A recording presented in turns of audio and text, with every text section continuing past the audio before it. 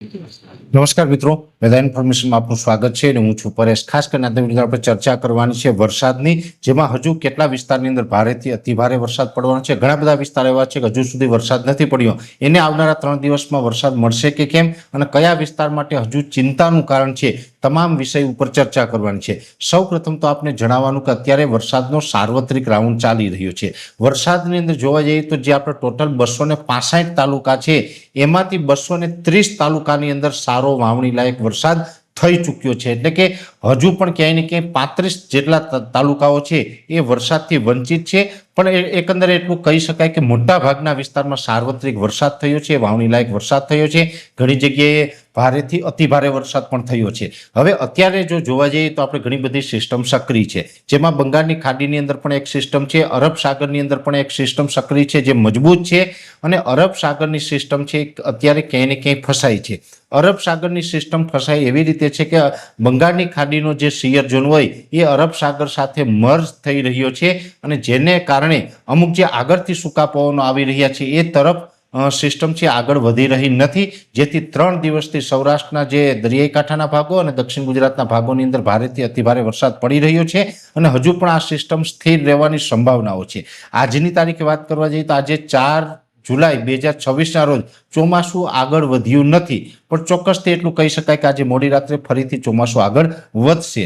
પણ હજુ ભારેથી અતિભારે વરસાદની સંભાવનાઓ વાળા વિસ્તારની વાત કરવા જઈએ તો સૌરાષ્ટ્રના 4 જિલ્લા છે, જેમાં જુનાગઢ, ગીર સોમનાથ, અમરેલી અને ભાવનગર, કે એમાં આવતીકાલે 5, 6 જુલાઈ અને 7 જુલાઈ એમ 3 દિવસ સુધી હજુ ભારેથી અતિભારે વરસાદની સંભાવનાઓ રહેલી છે। એ સાથે જે દક્ષિણ ગુજરાતના તમામ જિલ્લા છે એમાં સુરતથી લઈ અને મુંબઈ સુધીના એરિયા છે એમાં હજુ પણ અતિ તીવ્રતા સાથે અતિ ભારે વરસાદ પડવાની સંભાવનાઓ છે। એટલે જે દક્ષિણ ગુજરાતના વિસ્તાર છે જેમાં નર્મદા એટલે કે રાજપીપળા જિલ્લો હોય, સુરત, વલસાડ, વાપી, નવસારી, બારડોલી, બિલીમોરા, ડાંગ, આહવા, તાપી, દમણ વગેરે તમામ વિસ્તારોની અંદર 7 જુલાઈ સુધી ભારેથી અતિભારે વરસાદ પડશે। અમુક જગ્યાએ કહી શકાય કે ઘરોમાં પાણી ભરાઈ જાય એ પ્રકારના વરસાદ પણ સંભવ છે। નીચાણવાળા વિસ્તારમાં ખાસ સાવચેતી બધા રાખજો, કેમ કે દક્ષિણ ગુજરાતની હાલત હજુ પણ 2-3 દિવસ સુધી થોડીક ખરાબ રહેવાની છે। મુંબઈની અંદર પણ આમ જોવા જઈએ તો મહારાષ્ટ્રનું મુંબઈ છે એ પણ લગભગ ભારેથી અતિભારે વરસાદનો સામનો કરશે, અને ત્યાંથી પણ આપણે કલ્પના ન કરી હોય એવા દ્રશ્યો સામે આવી શકે છે। એટલે આ હતી ભારેથી અતિભારે વરસાદની સંભાવનાઓ। હવે બીજા વિસ્તારમાં પણ એવરેજ વરસાદ પડ્યો છે, હજુ પડવાનો છે। હવે જેમાં બાકી છે વિસ્તારો એની વાત કરવાની છે। જે વિસ્તારો બાકી છે જેની અંદર આમ જોવા જઈએ તો મોટા ભાગના વિસ્તારમાં વરસાદનો લાભ મળ્યો છે, પણ જે બાકી હોય એવા વિસ્તારોમાં ઉત્તર ગુજરાતનું વાવ, થરાદ, બનાસકાંઠા, પાટણ, મહેસાણાના અમુક તાલુકાઓ એટલામાં બાકી છે। મોરબી, સુરેન્દ્રનગરના અમુક ભાગો બાકી છે। કચ્છ જિલ્લાના ઘણા બધા ભાગો છે, આમ તો મોટા ભાગનો કચ્છ જિલ્લો છે એ સંપૂર્ણપણે વરસાદથી વંચિત છે, અને સાથે દ્વારકા જામનગરના અમુક તાલુકામાં છે, મોટા ભાગના વિસ્તારમાં વરસાદ નથી। હવે આ વિસ્તારની જો વાત કરવા જઈએ તો સંપૂર્ણપણે જોવા જઈએ તો આવનારા 3 દિવસ 5, 6 અને 7 જુલાઈ દરમિયાન ઉત્તર ગુજરાતનું વાવ, થરાદ હોય, બનાસકાંઠા હોય અથવા તો પાટણ, મહેસાણા હોય એને વરસાદનો લાભ મળશે। એ સાથે રાજસ્થાનના જે તાલુકાઓ છે, જેમ જોવા જઈએ તો જે થરાદથી કે ધાનેરાથી નજીકના આવેલા જે સાચોર સહિતના જે તાલુકાઓ છે, બાડમેર, સાચોર, ઝાલોર, આ વિસ્તારમાં પણ સારા વરસાદની શક્યતાઓ આવનારા 3 દિવસ દરમિયાન દેખાઈ રહી છે। એ સાથે જે સૌરાષ્ટ્રના બીજા વિસ્તારની વાત કરવા જઈએ તો મોરબી, સુરેન્દ્રનગર જિલ્લાના ઘણા બધા તાલુકાઓમાં વરસાદ નથી, પણ આવનારા 3 દિવસની અંદર મોરબી, સુરેન્દ્રનગરની અંદર પણ સારા વરસાદ પડી જશે। એટલે ઓલ ઓવર જોવા જઈએ તો ઉત્તર ગુજરાત, મધ્ય ગુજરાતના જે વિસ્તારો બાકી છે અને સૌરાષ્ટ્રના ઉત્તર સૌરાષ્ટ્રના ભાગો એટલે કે મોરબી, સુરેન્દ્રનગર એમાં પણ આવનારા 3 દિવસની અંદર વરસાદ પડવાની સંભાવનાઓ અત્યારે પૂરેપૂરી દેખાઈ રહી છે। ચિંતાનું કારણ છે તો 3 જિલ્લા માટે છે, જેની અંદર કચ્છ જિલ્લો, દ્વારકા અને જામનગર, આ 3 માટે હજુ પણ હું ચિંતા માનું છું। એનું કારણ છે કે કચ્છની અંદર વરસાદ તો થશે, પણ કચ્છના કેટલા વિસ્તારમાં અત્યારે સામાન્યથી મધ્યમ વરસાદની સંભાવનાઓ છે, તો કે માંડવી, મુન્દ્રા, કંડલા, ગાંધીધામ, અંજાર થી આગળના ભાગ, અને સાથે જે ભચાઉનો વિસ્તાર છે, રાપર તાલુકાનો વિસ્તાર છે, આ તાલુકાની અંદર હળવા સામાન્ય વરસાદ છે એ નોંધાઈ શકે। બાકી કચ્છ જિલ્લો છે એ 7 તારીખ સુધી વરસાદથી કદાચ વંચિત પણ રહેશે, એટલે કચ્છ જિલ્લાના મોટા ભાગના વિસ્તારો વરસાદથી વંચિત રહી શકે છે। બીજા હશે દ્વારકા જામનગરની અંદર આમ તો વરસાદની સંભાવનાઓ છે, પણ 50% વિસ્તારમાં રહેશે અને 50% વિસ્તાર વરસાદથી વંચિત રહેશે.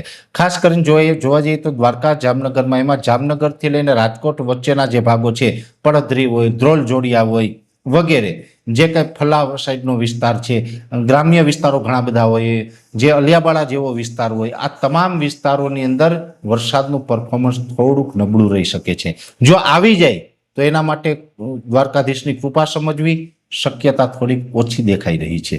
કેમ કે આપણે બધા જ એક વાત તો ચોક્કસ સ્વીકારવી પડશે કે આપણે એક અનુમાન કરી શકીએ, ટેકનોલોજી અને વિજ્ઞાનથી આપણે પ્રિડિક્શન કરી શકીએ, વરસાદ લાવી શકતા નથી. મને દુઃખ થાય કોઈ વરસાદથી વંચિત રહે તો એ દુઃખ થાય, પણ દ્વારકા જામનગરના 50% વિસ્તાર છે એ વરસાદથી વંચિત આ રાઉન્ડમાં 7 તારીખ સુધીમાં રહી શકે છે. પણ એનો મતલબ એવો નથી કે 7 તારીખ સુધીમાં તમે વરસાદથી વંચિત રહ્યો એટલે તમે કઈ વરસ હારી ગયા છે. હજુ તો ચોમાસાની શરૂઆત થઈ છે, વરસાદનો આ પ્રથમ રાઉન્ડ છે અને ચોમાસાની શરૂઆતમાં કદાચ એકાદ રાઉન્ડમાં ન આવે તો બહુ ગભરાવાનું નથી. આગળ ઉપર હજી ચોમાસું ઘણું બધું બાકી છે અને દ્વારકા જામનગરમાં કાંઈ દુષ્કાળ પડવાનો નથી. ત્યાં પણ આવનારા સમયમાં વરસાદ તો થવાના જ છે, બધા જને પાણી લાયક વ્યવસ્થા પણ થશે. દ્વારકા જામનગરમાં શિયાળુ પિત્ત પણ થશે, એટલે કચ્છમાં પણ આ જ પરિસ્થિતિ રહેવાની છે. એટલે વરસાદ થવાનો છે. કદાચ આ રાઉન્ડમાં ઓછો લાભ મળે તો ચિંતા ના કરતા આના પછીના રાઉન્ડમાં તમને લાભ મળી શકે. પણ લોટરી એટલે કે જેના નસીબમાં હોય ને કદાચ એ તાલુકામાં આ દ્વારકા જામનગર કે કચ્છમાં વરસી જાય તો દ્વારકાધીશની કૃપા સમજવાની.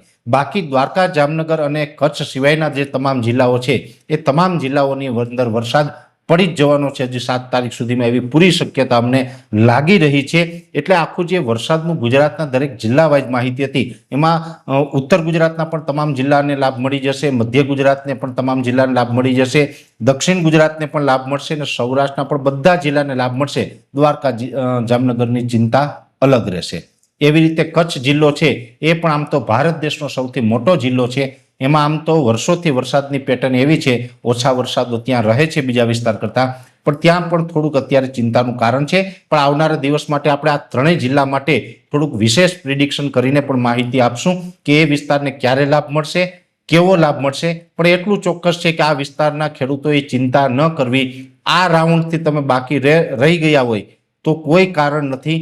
દ્વારકાધીશ તમને નેક્સ્ટ રાઉન્ડની અંદર સારો વરસાદ આપશે એ મને ચોક્કસ વિશ્વાસ છે અને આ વિસ્તારમાં પણ આવનારા દિવસમાં સારા વરસાદ પડવાના છે.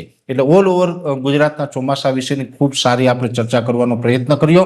વિશેષ માહિતી છે એ આવતીકાલે લાઈવ કાર્યક્રમની અંદર કરવામાં આવશે. અત્યારે આ વિડીયોની અંદર એટલું જ. અંતમાં દરેક મિત્રોને વિનંતી રહેશે, વિડીયોને લાઈક આપીને દરેક ગ્રુપમાં શેર કરી દેવો. જો તમે અમને યુટ્યુબ ઉપર જોઈ રહ્યા હોય તો ચેનલને સબસ્ક્રાઇબ કરજો, સાથે ફેસબુક તથા ઇન્સ્ટાગ્રામ આઈડીને ફોલો કરજો. નમસ્કાર.